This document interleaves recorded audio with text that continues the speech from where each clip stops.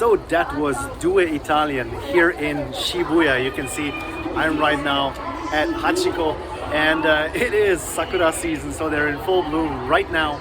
And I went to a place here in Shibuya that has opened just a couple of years ago, so relatively recently.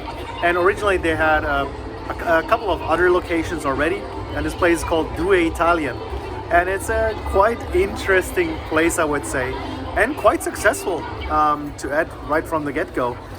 They are combining Italian flavors with ramen. So it's a kind of fusion dish that combines spaghetti, I would say, with ramen.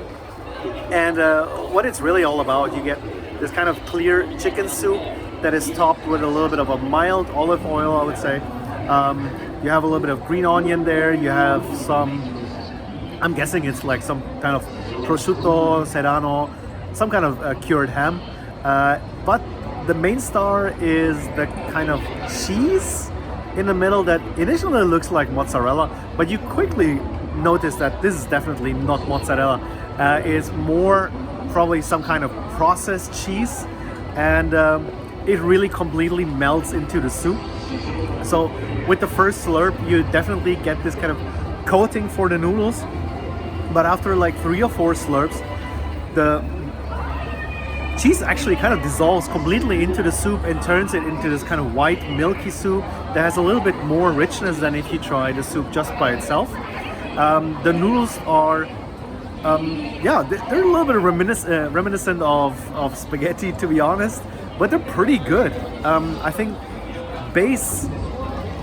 from a certain base point of view, everything is kind of well executed, well done. Obviously, high-end ingredients. The question is if you really have to go for this, if this is really the way to spend your day here in Shibuya, if there's not maybe different food that has maybe a bit different flavors to offer rather than some kind of Italian fusion. But I can tell you that place is rather popular with Japanese people. I've seen the shop fill up completely since once I entered, it was basically empty, and when I left it was basically full. So I can tell you it's definitely popular with Japanese who live here.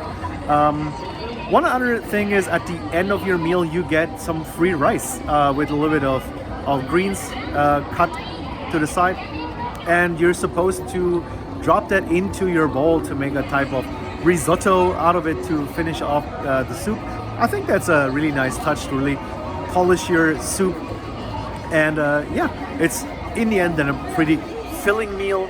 I can recommend get the cured ham on the side. It's pretty decent, but it's something you can basically buy everywhere in the world. It's not that rare to get that anymore. I could not tell if that's anything special.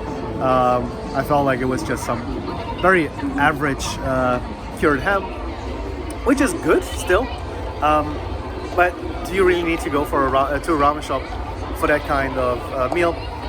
I don't know. But they are, as I mentioned, they are pretty successful. I think they have like close to 10 shops in Japan by now.